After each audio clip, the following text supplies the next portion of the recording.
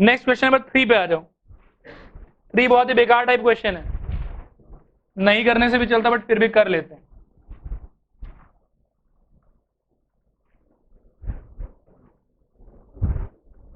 Three पढ़ना हुआ? अरे 3 पढ़ना हुआ? प्लीज बोर्ड पर देखो। 3 में बताओ एफ कहां से कहां डिफाइंड है? सब लोग। जी कहां से कहां? एफ का डेफिनेशन क्या? F X equal to mod X और जी एक्स इक्वल टू, ठीक। प्लीज बोर्ड पर देखिए, हमको सबसे पहले पूछा एफ ओ जी ऑफ 5.75 ना। देखो बोर्ड पर देखो 5.75, इसका क्या अर्थ है? इसका अर्थ है कि एफ ऑफ जी ऑफ 5.75, जी में 5.75 रखेंगे तो वो बॉक्स को प्राप्त होगा और बॉक्स से आंसर 5 मिलेगा। Very good. एफ ऑफ ये कितना हो जाएगा? 5। अब ये 5 कहां घुसेगा? मॉड में, तो भैया वो कितना रहेगा? 5 का 5 ही रहेगा। क्लियर हुआ? दूसरा आपसे पूछा जी ओ एफ ऑफ -√5। बोर्ड पर देखें, जी ऑफ एफ ऑफ -√5। सुनो, एफ का डेफिनेशन क्या है? मॉड। एफ का डेफिनेशन क्या है? तो जो -√5 आपने एफ को दिया वो किसको प्राप्त हुआ? मॉड को। मॉड क्या करेगा? उसके साथ माइनस मार देगा, तो ये कितना हो जाएगा? जी ऑफ √5। अब सोचो √5 का वैल्यू कितना होता है? एग्जैक्ट वैल्यू तो मुझे मालूम नहीं, 2.41 समथिंग होना चाहिए, लेकिन अब सुनो 2 पॉइंट समथिंग अगर गया बॉक्स के पास तो आंसर क्या निकलेगा? बस। क्लियर है? यही आंसर है। आप सीधा एक काम करो, कुछ मत लिखो, बस ये लिखो, नंबर 1 में ये लिख लो और नंबर 2 में ये लिख लो। अरे हो गया। नंबर 4 पढ़ो प्लीज, ध्यान से देखो। एफ कहां से कहां है ये बताओ। सब लोग बताओ। जी बताओ। Very good. अब एक बात और बताओ, एफ ओ जी कहां से कहां? विद्यार्थियों गला साफ करके बताओ। Very good. और जी ओ एफ? Very good. अब 2 मिनट बोर्ड पे टुकुर टुकुर देखते रहो, बहुत बढ़िया अंडरस्टैंडिंग वाला क्वेश्चन है ये। एफ एक्स का डेफिनेशन अपना खुद का है कि F X equal to 3x, और जी एक्स का कोई घटिया सा डेफिनेशन है, पता नहीं, एक बार वो x/3 लेता है और एक बार 0 लेता है। x/3 तब लेता है जब वो मल्टीपल ऑफ 3 हो और इसमें नॉट मल्टीपल ऑफ 3 हो। ये दिया हुआ आपको बोला कि GOF will be identity. Okay, पहले वही प्रूफ करेंगे और फिर बोला कि ये आइडेंटिटी नहीं होगा, फिर बाद में ये भी प्रूफ करेंगे। सुनिए, बिल्कुल ध्यान से सुनिए, आइडेंटिटी का अंडरस्टैंडिंग क्या था? जो घुसा वही निकला। ठीक। अब सुनो, यहां पे घुसेगा कहां से? डोमेन। अरे जेड से। जो भी आप इनपुट देंगे तो वहीं से देंगे। स्टेटमेंट होगा let X belongs to Z be any arbitrary element. अब सुनिए बात, रखिए इसको। ठीक, वेरी गुड। बोलो बोलो, क्या बात। अब सुनो सुनो सुनो सुनो सुनो, ये डाले कोई समस्या नहीं हुआ और एफ का कोई नखरा वाला डेफिनेशन भी नहीं था। इसमें तो कोई भी घुसे वो 3x बन के निकलता है, तो ये जो घुसा ये 3x बन के निकल गया। जी में जो प्राणी घुस रहा है, बात पे ध्यान देना, जी में जो प्राणी घुस रहा है कौन सा नखरा फॉलो कर रहा है? फर्स्ट वाला कि सेकंड वाला? फर्स्ट वाला। तो फर्स्ट वाला के हिसाब से खुलेगा। फर्स्ट वाला बोलता है कि घुसने वाला प्राणी यदि 3 का मल्टीपल है तो प्राणी को ऐसे निकाल दो, उसके नीचे 3 दे दो, आओ प्रदान करें इसमें। खुश हैं आप लोग? काट लो। आप कोई भी एक्स उठाओ इसमें से, हमेशा यही सिनेरियो होगा, इसीलिए आइडेंटिटी है। बोलो हाँ सर। अब सुनो बात फिर से, इसमें लेकिन नौटंकी होगा। नौटंकी क्या होगा, क्यों होगा? सुनो, पहले तो हम भी यही बोलेंगे कि let X belongs to Z be any arbitrary element, लेकिन इसके बाद में हमको होगा दुख। दुख सुनो क्यों होगा, ये जो एक्स है ये घुसेगा जी के अंदर। बोलो हाँ सर। अरे खुश हैं कि नहीं? लेकिन अब समस्या ये है कि ये खुलेगा कैसे? केस बनाना पड़ेगा, केस बनाना पड़ेगा। आइए केस बनाएं, केस 1 केस 2। यहां पे मान लीजिए कि मल्टीपल है। बात आ रहा समझ? क्या मान रहे हैं? मल्टीपल है और यहां मल्टीपल नहीं है। आप लोग ऐसे मत लिखना, ध्यान से सुनो, अब यहां सोचो कि कैसे खुलेगा। एफ ऑफ ठीक ठीक ठीक ठीक ठीक एक्स बाई 3 खुश। अब भैया एफ तो राम रहीम टाइप आदमी है, 3 इंटू कट गया एक्स आया, हैप्पी। यहां देख के तो मन को अजीब सा ही लग रहा है, अरे आइडेंटिटी तो हो रहा है, गड़बड़ा क्यों गया। लेकिन चलो दूसरे केस पे चलो। दूसरे केस में क्या मान रहे हो, एक्स जो है वो मल्टीपल तो नहीं है। अब क्या होगा देखो, F O G X, F of G of X मतलब ओ जीरो हो गया ना दुख। एक्स डाले मतलब हाथी घुसा और घोड़ा निकला, ठीक। इसीलिए इस पार्ट के वजह से इसको इन जनरल आइडेंटिटी क्लेम नहीं कर सकते। लेकिन वापस से ऐसे छोड़ो, इसे बात बात ठीक है। चलो छापो, ये छापो नहीं मैं बता ही देता हूं, फटाफट लिखो, एक बार लिख लो फिर बताएंगे, जो भी है सब बता देंगे, टेंशन मत लिखो। Here G from Z to Z and F from Z to Z, नीचे लिखो now GOF from Z to Z, GOF from Z to Z, इसमें तो कोई दिक्कत नहीं होना चाहिए, अंडरलाइन कर लो इसको। लिखो let x belongs to Z, let x belongs to Z be any arbitrary element, be any arbitrary element. Now GOF of x equal to G of fx equal to G of 3x equal to 3x by 3, G of 3x equal to 3x by 3, 3 3 काट लो, equal to x। नीचे लिखो hence GOF is identity, GOF is identity and GOF is equal to क्या होगा, very good. अब आगे चलो, लिखो for FOG from Z to Z, लिखो let x belongs to Z be any arbitrary element, ठीक है। केस 1 ब्रैकेट में लिखो x is a multiple of 3, x is a multiple of 3, इसमें लिखो f of gx, ये बोर्ड से छाप लो पूरा, x तक पहुंचो।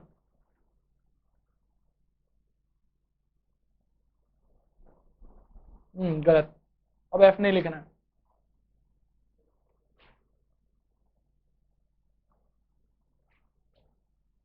हो गया। नीचे लिखो case 2 x is not a multiple of 3, case 2 x is not a multiple of 3, इसमें लिखो f of gx is equal to f of वो gx फिर से, फिर f of 0 equal to 3 into 0 equal to 0, hence FOG is not identity, कहानी खत्म। देखो इसके साथ कॉम्पोजिट फंक्शन खत्म आप लोग का। सबसे पहले सुनो, सपोज करो एक सेट है A और एक सेट है B, A के अंदर में सपोज करो 1 2 3 4, B के अंदर में 1 4 9 16 25, ठीक है। ध्यान देना, अगर मैं बोलूं कि f एक फंक्शन है जो A से B पे डिस्क्राइब्ड है, कहां से कहां पे डिस्क्राइब्ड है, A से B पे डिस्क्राइब्ड है, such that y is equal to fx is equal to x square लिखा हो, ठीक है। इस फंक्शन के अकॉर्डिंगली 1 किससे अटैच होगा, 1 से अटैच होगा, वेरी गुड। 2 4 3 4 25 किसी से अटैच होगा, नहीं होगा। और अगर यहाँ -2 होता तो वो भी 4 से अटैच हो जाता। कुछ समय के लिए ऐसा सोचो कि -2 नहीं है और यहाँ 25 भी नहीं, ये एक फंक्शन है। ध्यान देना, ये जो फंक्शन हम बता रहे हैं ये फंक्शन डिस्क्राइब्ड है A से लेके B पे, साफ साफ समझ में आ रहा है। अब सोचिए कि अपन G फंक्शन B से लेके A पे कितना ठो डिस्क्राइब कर सकते हैं। f एक फंक्शन है, this is a set a and this is a set b. I have described a very particular peculiar function from a to b given by y is equal to fx equal to x square. My first question is how many function can be described from b to a? बहुत सारा नहीं, one कैसे, बहुत सारा, वो मैं समझाऊंगा आज, उसका भी परमुटेशन कॉम्बिनेशन होता है, पूरा एग्जैक्ट आंसर दे सकते हैं कितना फंक्शन हो पाएगा, लेकिन याद रखना कि जरूरी नहीं कि सिर्फ एक ही फंक्शन होगा. बात पे गौर फरमाओ मैं क्या बोल रहा हूँ. ए से बी पे हमने एक फंक्शन डिस्क्राइब किया, बी से ए पे ऐसा नहीं है कि एक ही फंक्शन होगा, बहुत सारा फंक्शन होगा, लेकिन मैं बात करना चाहता हूं एक पर्टिकुलर फंक्शन के बारे में. फंक्शन बहुत सारा होगा, लेकिन मैं बात करना चाहता हूं एक पर्टिकुलर फंक्शन के बारे में. ध्यान दो, पर्टिकुलर फंक्शन. पर्टिकुलर फंक्शन ये है, ये हो गया सपोज करो b और ये हो गया आपका a. यहां पे रहेगा 1 4 9 25 16 और यहां पे रहेगा 1 2 3 4. फंक्शन मैं बोल देता हूं कि y is equal to G of X equal to root over X, positive root बोल दिया डायरेक्ट. ठीक है. 1 किससे जुड़ेगा, 4 9 16. अब खास बात सुनो क्या हुआ, f के अकॉर्डिंग यदि कोई बोले कि f का ऑर्डर्ड पेयर्स लिखो तो क्या लिखोगे, 1 कमा 1. और बोलो, और बोलो, और बोलो. ठीक है. और यहां से बोलो g इज इक्वल टू 1 कमा 1. बात आया समझ. देखो ऐसा है कि यहां से यहां भी अनंत फंक्शन एक तरह से डिस्क्राइब कर सकते हैं. अनंत मतलब इनफाइनाइट बोलना गलत होगा, मैं वो बात भी बता ही देता हूं थोड़ा सा. अगर आप कभी भी f from a to b define करना चाहते हैं सच दैट a का कार्डिनलिटी है से k1 एंड b का कार्डिनलिटी है से k2, कोई आपसे पूछे कि f from a to b कितना होगा, तो सिंपल सा लॉजिक है, कोडोमेन बोलता हूँ, codomain to the power domain हो. क्या होगा बताओ, codomain to the power domain. अब यहां देखो कोडोमेन कौन है इस सिचुएशन में, b. तो b के अंदर में कितना एलिमेंट मान रहा है, k2. तो क्या होगा k2 to the power k1. आप a से b पे इतना फंक्शन डिस्क्राइब कर पाएंगे. कोई यदि पूछे कि b से a पे कितना फंक्शन निकाल पाएंगे बताओ, a to the power b यानी कि k1 to the power k2. ये बात समझ में आया. अब बिल्कुल अपन यहां पे आ जाए. यहाँ पे a में कितना एलिमेंट है, 4, और b में कितना एलिमेंट है, तो a से b पे कुल फंक्शन डिस्क्राइब कितना कर पाओगे, 4 टू द पावर 4. पता नहीं बहुत घटिया सा कुछ आएगा, बात समझ, काफी बड़ा नंबर आएगा. कोई एक फंक्शन तो डिस्क्राइब कर नहीं सकते, तो अनंत फंक्शन होगा यहाँ पे एक तरह से, ये इतना 4 पावर 4 फंक्शन होगा. यहाँ पे b से a पे भी कितना फंक्शन होगा, 4 power 4. Out of these possible 4 power 4 function I have taken a particular function, and out of again 4 power 4 possible functions I have taken one particular function. इन दोनों फंक्शन का खास बात यह है कि जो भी कोई ऑर्डर्ड पेयर इसके अकॉर्डिंग इसमें आ रहा था, ध्यान से सुनना मैं क्या बोल रहा हूं, जो भी कोई ऑर्डर्ड पेयर इसके अकॉर्डिंग इसमें आ रहा था इस फॉर्मेट में x, y, वही ऑर्डर्ड पेयर इसमें भी आ रहा है in the format of y, x. क्या ये सिंपल बात आपको समझ में आया भाई. यहां यदि देखोगे 2 4 तो यहां दिखेगा 4 2, वहां देखोगे 3 9 तो यहां दिखेगा 9 3, वहां देखोगे 4 16 तो यहां दिखेगा 16 4. तो ऐसा जो फंक्शन होता है ना, जो एक फंक्शन a कमा b देता है और एक फंक्शन b कमा a देता है. खास बात ये कि जितना a कमा b यहां दिखा उतना ही b कमा a यहां भी दिखना चाहिए, न तो कोई आदमी एक्स्ट्रा दिखना चाहिए और ना ही कोई आदमी कम दिखना चाहिए. तो ऐसे फंक्शंस को हम बोलते हैं एक दूसरे का inverse.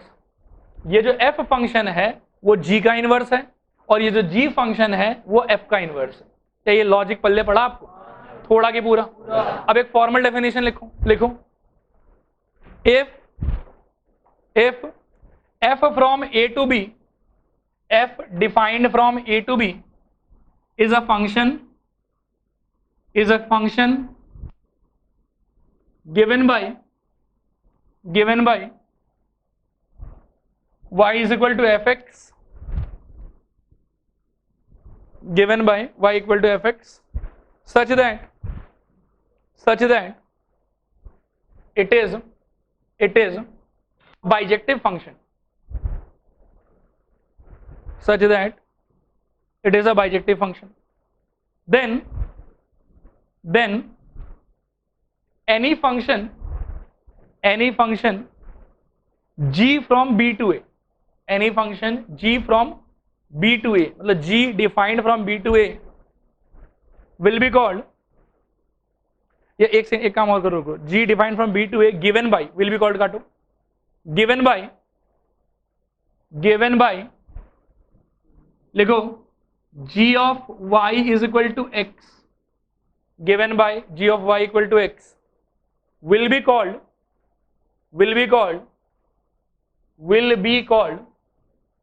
inverse of f if, will be called inverse of f if, board पर देखो, for all x comma y belongs to f, for all x comma y belongs to f, we have y comma x belongs to g, y comma x belongs to g, that is ऐसा लिखो, y is equal to f of x double implies g of y is equal to x,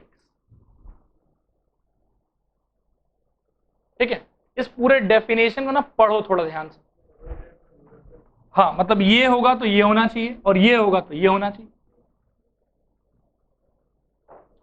पढ़ो, देखो ध्यान से पढ़ो, ये formal definition है, हो गया। मेरी तरफ देखो, थोड़ा समझाता हूं फिर वापस से पढ़ने का मौका दूंगा। सुनो, अगर आपके पास में कभी भी a से b पे कोई फंक्शन f है, कहां से कहां है ये पहले बताओ, a से b, फंक्शन का नाम क्या है, और f क्या कर रहा है कि f a के x को b के y से जोड़ रहा है, f a के x को b के y से जोड़ रहा है और कुछ ऑर्डर्ड पेयर्स क्रिएट कर रहा है x, y, x, y, x, y के फॉर्मेट का। अब अगर आप b से a पे एक ऐसा फंक्शन, एक नया फंक्शन डिफाइन कर पाएंगे सच दैट f के अंडर आया हुआ सारा ऑर्डर्ड पेयर g के अंडर रिवर्स रूप में आ जाएगा, कोई ऑर्डर्ड पेयर छूटना नहीं चाहिए, याद रखना ऑर्डर्ड पेयर एग्जैक्टली सेम होगा, जो यहां आया वही यहां पे भी आएगा, लेकिन यहां अगर वो a, b के फॉर्मेट में आया तो यहां पे वो b, a के फॉर्मेट में आएगा। अगर ऐसा हुआ तो f कहलाएगा inverse of g and g कहलाएगा इनवर्स ऑफ f। अब बात सुनो, दिक्कत क्या होता है, बाइजेक्टिव क्यों होना चाहिए। सपोज करो यहाँ पे 25 होता, अपन a और b को तो चेंज कर नहीं सकते हैं, a रहेगा और b रहेगा, तभी भी आप a से b पे ये फंक्शन तो डिफाइन कर ही सकते थे, हाँ कि ना। फिर पूछते हैं अगर मैं यहाँ पे 25 लिख दूं तो क्या आपको ये फंक्शन डिस्क्राइब करने में प्रॉब्लम होगा कि नहीं होगा, क्यों नहीं होगा, क्योंकि a का सारा एलिमेंट यूज हो रहा है, एक बार यूज होना चाहिए तो वो होते रहेगा, कोई प्रॉब्लम नहीं है। लेकिन अगर सेम पर्टिकुलर सिचुएशन में विदाउट मॉडिफाइंग b मैं अगर यहां से यहां कोई फंक्शन डिस्क्राइब करने का ट्राई करूंगा विथ अ प्रॉपर्टी कि जितना ऑर्डर्ड पेयर इसमें आ रहा था एग्जैक्टली उतना ही उसमें भी आए, तो कभी ला पाऊंगा, क्या दिक्कत होगा बताओ, b के अंदर में 25 छूट जाएगा, फंक्शन ही नहीं बनेगा। क्या ये सिंपल बात समझ में आया, तो इसीलिए ऑन टू होना जरूरी है। अब बात सुनो, मानो कि 1 1 नहीं होता, सपोज करो यहाँ पे -2 होता तो ये जुड़ता है ऐसे वापस से, ये यहां से यहां फंक्शन है कि नहीं है, अरे है, पहले का सारा यूज हो रहा है और पहले का सारा एग्जैक्टली एक बार यूज हो रहा है, तो this is function, no problem. But while describing the function from this side to this side will you be able to describe a function, why, because use तो सारा हो रहा है लेकिन ये 4 कितना बार यूज हो रहा है, गड़बड़ हो गया, बात आया समझ। तो इनवर्स फंक्शन का जो डेफिनेशन है कि f के अकॉर्डिंग जो x, y ऑर्डर्ड पेयर था g के अकॉर्डिंग वही ऑर्डर्ड पेयर है, बस इनवर्स हो जाए, तो वो प्रॉपर्टी सेटिस्फाई कराने के लिए 1 1 ऑन 2 होना तो मैंडेटरी कंडीशन है कि 1 1 ऑन 2 होना ही पड़ेगा। 1 1 ऑन 2 होने के बाद आप आराम से इनवर्स डिस्क्राइब कर पाएंगे। क्या इनवर्स का डेफिनेशन क्लियर हुआ? प्लीज फिर से पढ़िए डेफिनेशन।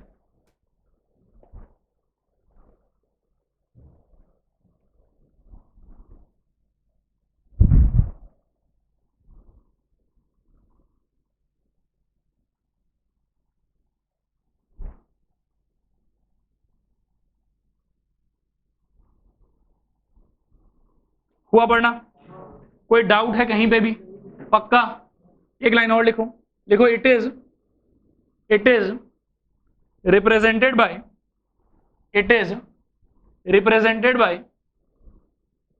बोर्ड पर देखो, एफ उसके माथे पे -1, एफ उसके माथे पे -1। अच्छा ब्रैकेट में लिख लो, इसको पढ़ते हैं एफ इनवर्स। क्या पढ़ते हैं इसको? F inverse. प्लीज बोर्ड पे देखो एक बार। एक और खास बात, this is not equal to 1/f। ये बात समझ में आया? ये जो -1 है ये एक्सपोनेंशियल पावर नहीं, ये जस्ट एक सिंबल है। क्या है ये? एक सिंबल। कभी मान लो कि x के माथे पे -1 रहे, क्या सोचते हैं हम इसका मतलब? 1/x, क्योंकि ये यहाँ पे एक्सपोनेंशियल पावर है, लेकिन यहाँ पे ये एक्सपोनेंशियल पावर नहीं है, जस्ट क्या है? सिंबल। क्या सिंबल है ये? इनवर्स सिंबल है ये। क्या सिंबल है ये? Inverse symbol. ये भी बात लिख लो, not equal to 1/f, not equal to 1/f। ठीक है, अब यहां बोर्ड पे देखो, एक खास नोट, मतलब जो इतना हम लोग पढ़ें उससे एक अंडरस्टैंडिंग है कि if f is a bijective function, ध्यान से सुनना, if f is a bijective function and f is defined from a to b given by f of x, मतलब y is equal to f of x, ठीक है, then f inverse is well understood, it will be defined from b to a such that f inverse में यही y जब डलेगा तो क्या निकलेगा? x निकलेगा। कहने का मतलब ये हुआ कि y is equal to F X होता है और डबल इंप्लाइज क्या? x, ये ऐसा बोलो, ये ठीक है, x equal to F inverse of y बोल सकते हो। ये बात समझ में आया कि नहीं आया? सोच लो, पक्का ठीक है? अरे ठीक है, छाप लीजिए इसको नोट डाल के। हो गया? प्लीज बोर्ड की तरफ देखो। मैं दोबारा एक बात बोलना पसंद करूंगा, y equal to F X का साफ साफ मतलब है f inverse y equal to x, क्योंकि y x से जुड़ा हुआ है f के अकॉर्डिंग, f इनवर्स इसी का इनवर्स फंक्शन है। वो क्या करेगा? ऑर्डर्ड पेयर तो सेम मेंटेन करेगा, खाली एक चीज चेंज हो जाएगा कि अब इनपुट बनेगा आउटपुट और आउटपुट बनेगा इनपुट, और फंक्शन जो नया डिस्क्राइब करेंगे, सिंस वो इनवर्स फंक्शन है तो सिंबल उसके लिए क्या होगा? f के माथे पे -1। बात आ रहा है समझ? यहाँ पे इनपुट कौन? x, ये अगले स्टेप में क्या बनना है? आउटपुट, और यहाँ पे आउटपुट कौन? y, वो अगले में क्या बनना चाहता है? इनपुट। तो ये सिचुएशन होना चाहिए। क्या ये बात याद रहेगा? लिखिए, रिमार्क लिखिए। नंबर 1, रिमार्क में लिखो number 1, only bijective functions, only bijective functions will have inverse, only bijective functions will have inverse, only bijective functions will have inverse. Number 2, every bijective function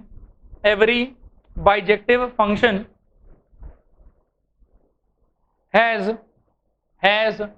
unique inverse, every bijective function has unique inverse।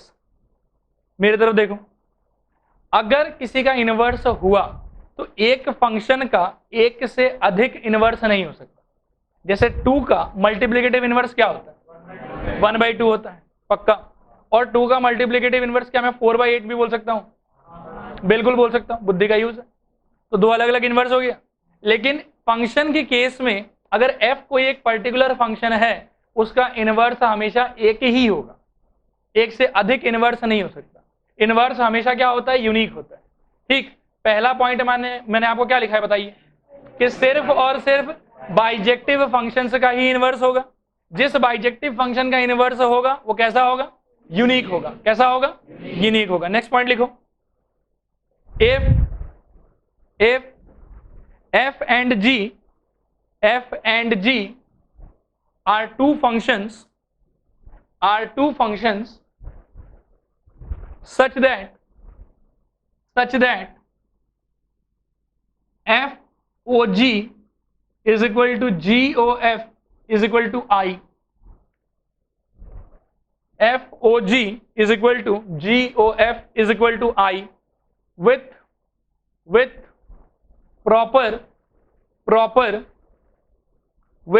proper domain and codomain, with proper domain and codomain, then f is inverse of G and G is inverse of F and G is inverse of F। इसको ध्यान से पढ़ो, पढ़ लो एक बार, फिर explain करता हूं कि क्या मतलब है इसका।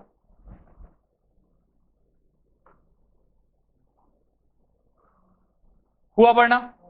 लास्ट क्लास एक क्वेश्चन किए थे हम लोग कंपोजिट के टाइम में, जिसमें एफओजी करके भी आइडेंटिटी आ रहा था और जीएफ करके भी क्या आ रहा था, आइडेंटिटी आ रहा था।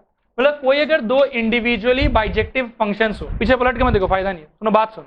अगर कोई दो इंडिविजुअली बाइजेक्टिव फंक्शन हो, ठीक है, 1 भी सेटिस्फाई कर रहा है और ऑन टू भी सेटिस्फाई कर रहा है, और साथ में क्या हो रहा है कि दोनों का कोई भी प्रकार से कंपोजिट करने पे आइडेंटिटी फंक्शन निकल के ही बाहर आ रहा है।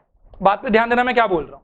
दो बाइजेक्टिव फंक्शन है, एफ इंडिविजुअली बाइजेक्टिव और जी भी इंडिविजुअली बाइजेक्टिव, और क्या हो रहा है कि इनका कंपोजिट जब कर रहे हैं, चाहे मैं एफ ओ जी करूं चाहे मैं जी ओ एफ करूं, दोनों केस में हमको कैसा फंक्शन मिलेगा, आइडेंटिटी। कैसा फंक्शन मिलेगा, आइडेंटिटी। तो इसमें एक तथ्य, एक फैक्ट है, प्रूव भी कर सकते हैं बट प्रूव करेंगे नहीं, हमको बस ये रिजल्ट मालूम होना चाहिए।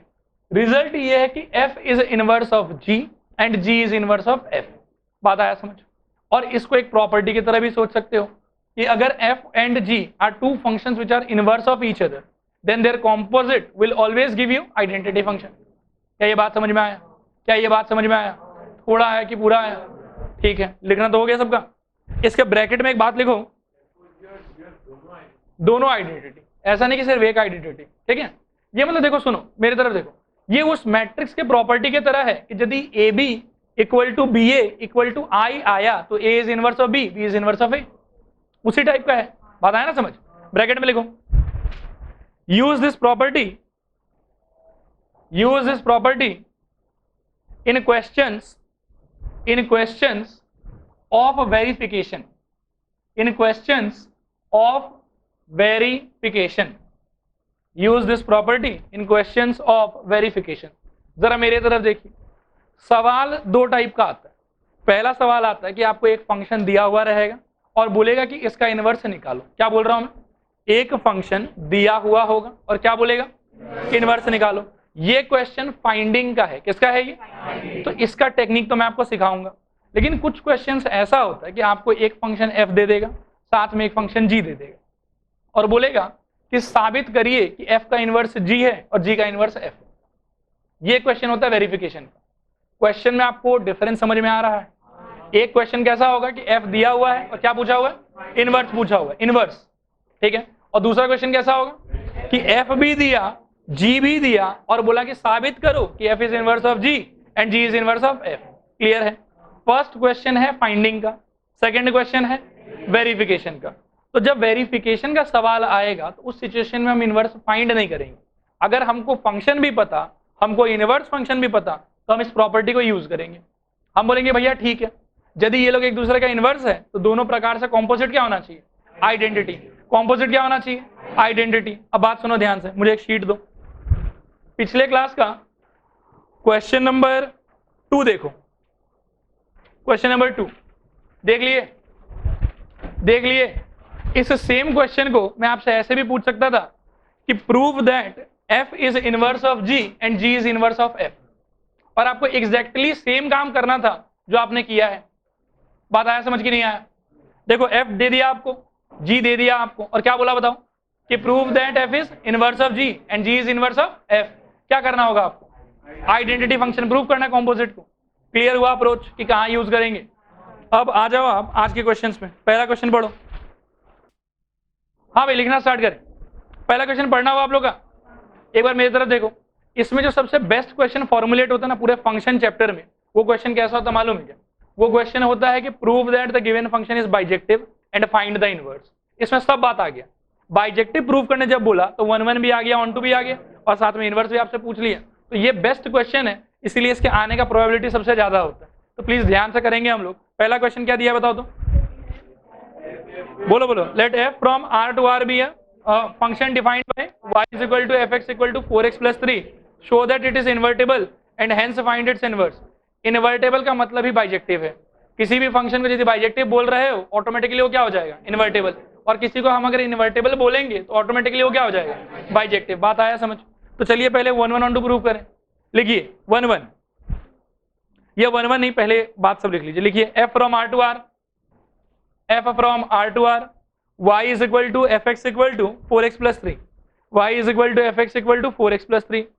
अब लिखो 1 1, लिखो let x1 x2, x1 x2 belongs to किसको, r, be any two arbitrary element, be any two arbitrary element such that y is equal to fx is equal to, नहीं क्या बोल रहा हूँ, f of x1 equal to f of x2, गलती हो गया, such that f of x1 is equal to f of x2, 4x1 plus 3 is equal to 4x2 plus 3, 3 से 3 काट दो, 4 से 4 काट दो, x1 equals to x2।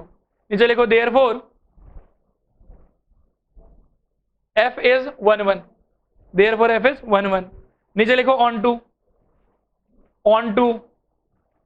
में लिखो let y belongs to r be any arbitrary element। अब क्या बोलेंगे, बाय डेफिनेशन। वेरी गुड, आप लोग भी कोशिश करते रहिए।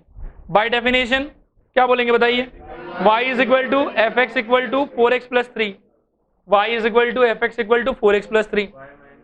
एक सेकेंड, दिस इंप्लाइज, पहले लिखो y is equal to 4x plus 3, y is equal to 4x plus 3, y minus 3 by 4 equal to x। अब मेरी तरफ देखो, जो फॉर्मेट y का क्रिएट हुआ, x इक्वल टू क्या मिला आपको बताओ, y minus 3 by 4 is equal to x, ये मिला है सबको, सहमत है आप लोग?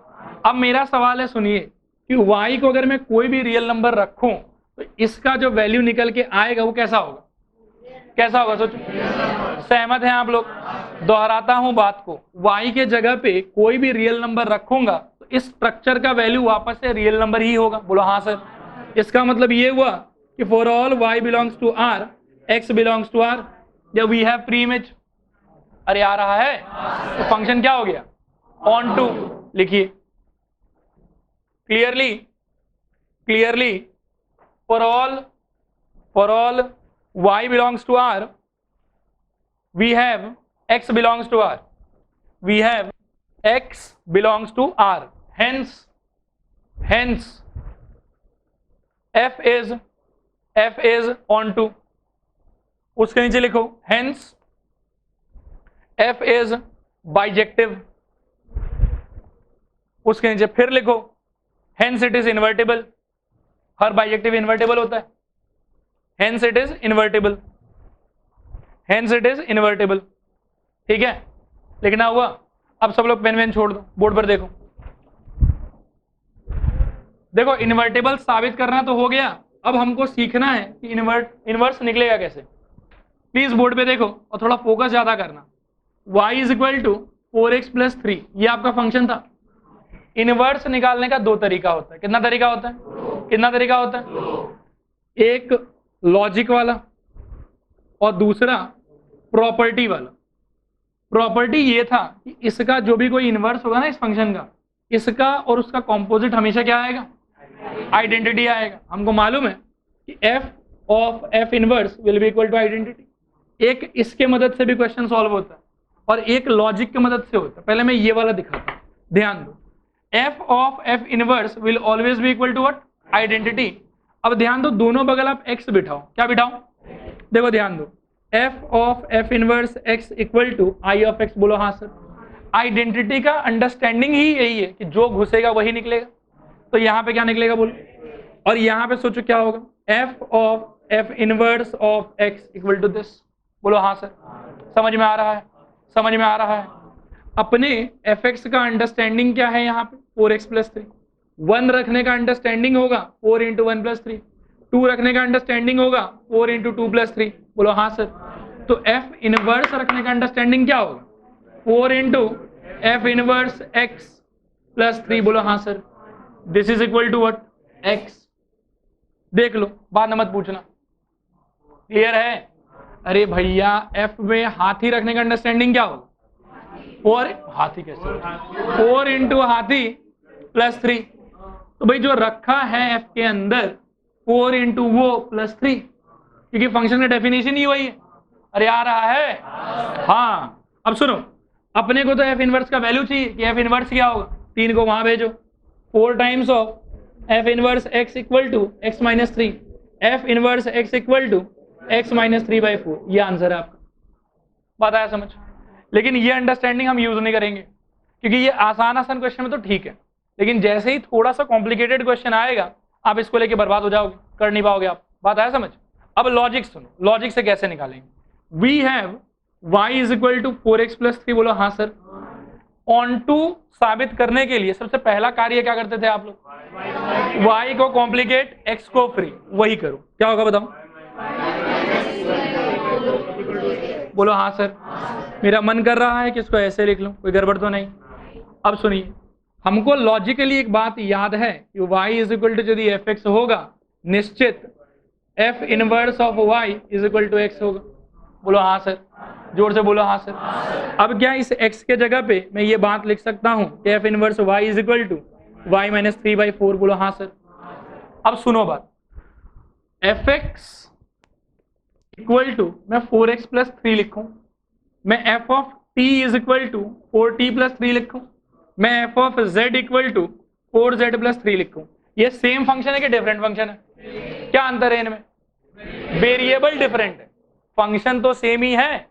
अब सुनो बात, अपने को चाहिए था इनवर्स, मिल गया इनवर्स फंक्शन, यही है इनवर्स फंक्शन। खाली इसमें वेरिएबल क्या है? y। उसको तो अपन कभी भी बदल सकते हैं, y की जगह पे x रख दो। Putting y equal to x I will get f inverse x is equal to x minus 3/4। बात आया समझ? ध्यान से सुनो मैं क्या बोल रहा हूं। फंक्शन का फॉर्मेट को सेम मेंटेन करके आप वेरिएबल चाहे कुछ ही रख दीजिए, कोई फर्क नहीं पड़ता है, फंक्शन तो वही का वही रहेगा। अब यहां पे भी क्या है कि f इनवर्स का आंसर तो यही है, f inverse of this variable is this. Variable आप बदल भी सकते हैं, वेरिएबल की जगह x लगा दीजिए, यही आपका आंसर आ गया। तो चाहे इससे निकालिए चाहे इससे निकालिए, आंसर हमेशा सेम आएगा। कंफ्यूज मत होना। स्कूल में हो सकता है कि ये मेथड कराया हो, या हो सकता है कि ये मेथड कराया, पता नहीं कौन सा कराया होगा, बट कुछ एक कराया होगा। हम लोग लेकिन इसको प्रेफर करेंगे, ये अच्छा है, ये हर जगह हमारे काम आएगा। काम क्यों आएगा बताओ? क्योंकि ऑन टू निकालने में हम प्रकांड विद्वान हो चुके हैं। अरे हुए हैं कि नहीं हुए हैं? ऑन टू निकालना अगर हमको आता है तो इसका 90% काम तो हो ही गया। बस एक ही चीज याद रखना है कि x को रिप्लेस कर दो किससे? f इनवर्स y से, फिर y हटा के क्या रख दो? x। बात आया समझ? तो इनवर्स निकालने के लिए सबसे पहला कार्य क्या करोगे? सुनो मैं बोलता हूं, आप दोहराना। y को कॉम्प्लिकेट, x को फ्री। दूसरा बात क्या होगा? x के जगह पे रखेंगे f इनवर्स y, x के जगह पे रखेंगे, ये जो रखेंगे ये कहां से आया? डेफिनेशन, परिभाषा। ये जो है ये ब्रह्मा जी के घर से नहीं आया है, ये बाय डेफिनेशन आया है। इनवर्स का यही डेफिनेशन है, यही अंडरस्टैंडिंग है। और फिर सिंस फंक्शन के अंदर में हमारी नजरें हमेशा x को खोजती रहती हैं, इसीलिए हम y को हटा के x घुसा देंगे। और आप याद रखना कि फंक्शन का फॉर्मेट सेम मेंटेन करके आप वेरिएबल चाहे कुछ ही रख लीजिए, फंक्शन सेम रहता है, फंक्शन नहीं बदलता। बात आया समझ? तो सिंस हम ऐसे जनरली फंक्शन में क्या देखते हैं? हमेशा x देखते हैं ना, इसीलिए y हटा के क्या रखा? x। लेकिन फंक्शन तो यही का यही रहेगा। क्लियर है? पक्का क्लियर है? ये वाला चीज को कहां यूज करना है? वेरिफिकेशन। कहां यूज करना है? और ये जो लॉजिक वाला तरीका है ये नॉर्मल क्वेश्चंस में यूज करना है। क्लियर है? लिखिए, हाँ लिखो। फॉर इनवर्स, फॉर इनवर्स लिखो, फटाफट लिखो। फॉर इनवर्स अंडरलाइन करो। y is equal to 4x plus 3, y is equal to 4x plus 3। This implies x equal to y minus 3/4, x equal to y minus 3/4। This implies f inverse y is equal to y minus 3/4 is equal to y minus 3/4। Bracket में ये वाला बात लिखूं, ये बस अपने understanding के लिए, ठीक है? ये एग्जाम के लिए नहीं है। बात करनी, पहले वो लिखो तो, लिख लिए। हाँ ये वाला, ये हुआ लिखना, और इसके नीचे लिखे बाय डेफिनेशन, ये डेफिनेशन से आया है, बाय डेफिनेशन, ठीक है। अब आ जाओ, लिखो दिस एम्प्लाइज, ये पुटिंग एक लाइन भी लिख लो, लिखो putting y equal to x, putting y is equal to x, f inverse of x, f inverse of x is equal to x minus 3/4। सुनो एक बार ना मेरे तरफ देखो, एकदम बात एकदम ध्यान से सुनो, मैं दोबारा एक चीज समझाता हूं, बहुत लोग वो डाउट में रह रहा होगा। ये मेरे फंक्शन था, ये क्या था, जोर से बोलो, ये एक प्रकार से मेरे लिए fx था, ठीक है। हमको इनवर्स फंक्शन चाहिए, हमको क्या चाहिए, हमारा काम यहीं पे समाप्त हो गया, ट्रूली अगर बात करें हमारा काम यहां पे समाप्त हो गया। Now this is a function, this is inverse function, and here the independent variable is y, and we can leave the answer here, no problem. But generally what we do in functions, we try to take x as independent variable always. बात आया समझ, we try to take x as independent variable। बात सुनो, ये inverse function है, ये function जो भी इसका डोमेन कोडोमेन रहा होगा उसको एक्सचेंज करके ये बन गया। ये अगर a से b पे था तो ये वाला b से a पे है, कोई बात नहीं। लेकिन सोचो f a से b, f b से a, sorry f inverse b से a, ये समझ में आ रहा।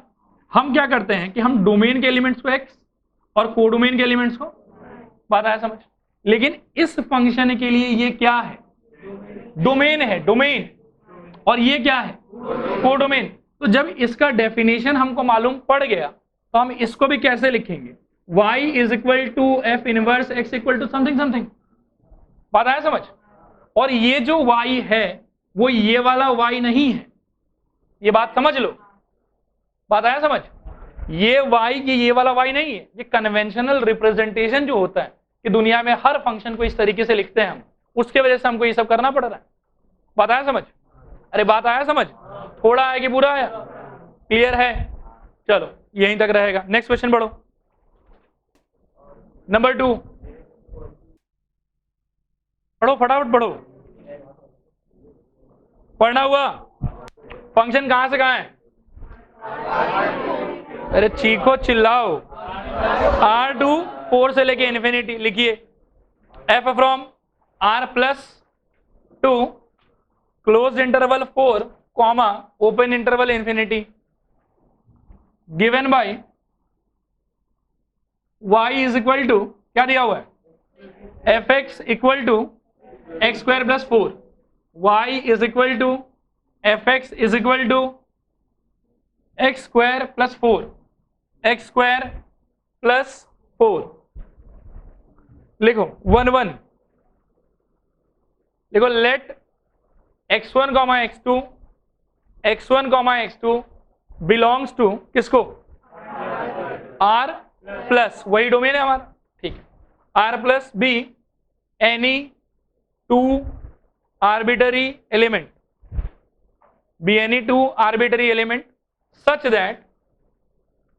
that y is equal to, हाँ, f of x1 is equal to f of x2, f of x1 equal to f of x2, x1 square plus 4 is equal to x2 square plus 4, 4 से 4 काट दो, x1 square is equal to x2 square, this implies x1 is equal to plus minus x2, this implies x1 equals to x2 और x1 equals to minus x2, minus वाले के नीचे लिखो not possible, क्यों not possible, दोनों positive है तो possible नहीं हो सकता,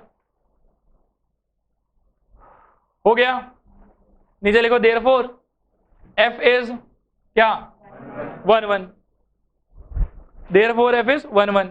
नेक्स्ट लिखो onto let y belongs to, जो बोर्ड से देख लो, वो जो कोडोमेन है ना उसमें से लेना 4 comma infinity, let y belongs to 4 infinity be any arbitrary element. By definition y is equal to fx is equal to x square plus 4. This implies y is equal to x square plus 4. जरा board पे देखो y, अच्छा एक चीज सोचो क्या होगा यहाँ पे, y minus 4 equal to x square, x equal to क्या आएगा plus minus root over y minus 4. एक सेकंड बोर्ड पे देखते रहो, माइनस को छोड़ देंगे, क्यों? क्योंकि x पॉजिटिव है. Very good. तो क्या होगा बताओ, x इक्वल टू बोलो root over y minus 4 since x belongs to r plus. छापिए. हुआ यहां तक. अब मेरी तरफ देखिए, y का वैल्यू शुरू कहां से होगा? 4 से स्टार्ट होगा. यदि मैं y के जगह पे यहाँ 4 रखूं तो सोचिए क्या होगा, y मतलब 4 minus 4 equal to 0. Root over 0 कितना होता है? ये डिफाइंड है कि अनडिफाइंड है? डिफाइंड है. 4 से बड़ा कोई भी नंबर रखूंगा यहाँ पे तो डिफाइंड क्वांटिटी मिलेगा कि अनडिफाइंड मिलेगा? डिफाइंड मिलेगा. क्या इस बात से सहमत हैं आप लोग? थोड़ा है कि पूरा है? तो भैया कोई भी आदमी आप अपने कोडोमेन से उठा के इसमें रखिए, कोई भी आदमी, क्योंकि आपका कोडोमेन है 4 से इन्फिनिटी. हर सिचुएशन में x का वैल्यू आपको कुछ ना कुछ अच्छा ही मिलेगा, कुछ ना कुछ पॉजिटिव ही मिलेगा. तो फंक्शन क्या हो गया? लिखिए इस बात को. नाउ क्लियरली ऐसा देखो बोर्ड पे देखो, for all y belongs to 4 infinity, for all y belongs to 4 infinity, x belongs to क्या? r plus. x belongs to r plus, hence the function is onto. उसके नीचे लिखो hence the function is bijective, और उसके नीचे लिखो hence the function is invertible. हुआ वहां तक? इन्वर्टेबल तक पहुंचे? अरे पहुंचे कि नहीं पहुंचे? प्लीज बोर्ड पर देखिए. अब इनवर्स के लिए हम सबसे पहले डेफिनेशन देखेंगे, y equal to x square plus 4. This implies y minus 4 equal to x square.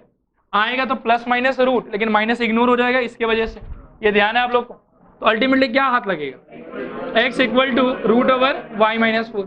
क्या इस बात से सब लोग सहमत हैं? कोई समस्या नहीं है? बाई डेफिनेशन हम क्या करेंगे? f inverse is equal to root over y minus 4. ठीक है, ये कोई समस्या, कोई दुख? छोड़ देंगे, कुछ करें? Putting y is equal to x क्या हो जाएगा? f inverse x equal to root over. छापिए. नंबर 3. ठीक है? अरे ठीक है कि नहीं? लिखना स्टार्ट करिए. f from n to y, f from n to y, जैसा शीट में लिखा है वैसे लिखें. f from n to y. बताएंगे y क्या, टेंशन मत लो. y इसमें दिया हुआ, y रेंज है. आगे लिखो, डेफिनेशन लिखो. y is equal to fx is equal to 4x square plus 12x plus 5. ये ठीक है? अरे ये ठीक है? अब आप बोर्ड पर देखो, 1 में क्या होगा बोलो? f of x1. अच्छा वो तो कर लेना आप लोग. मेन मुद्दा का बात क्या होगा? f of x1 equal to f of x2. फोड़ो.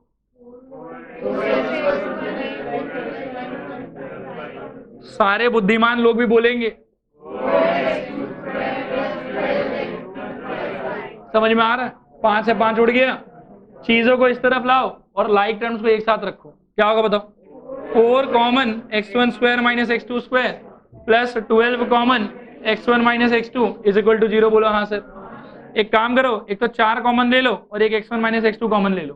क्या बचेगा बोलो? चीखो. बुद्धि बुद्धि बुद्धि.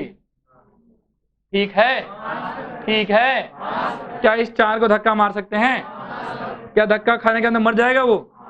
अब सुनो, या तो x1 minus x2 equal to 0 या फिर x1 plus x2 plus 3 equal to 0.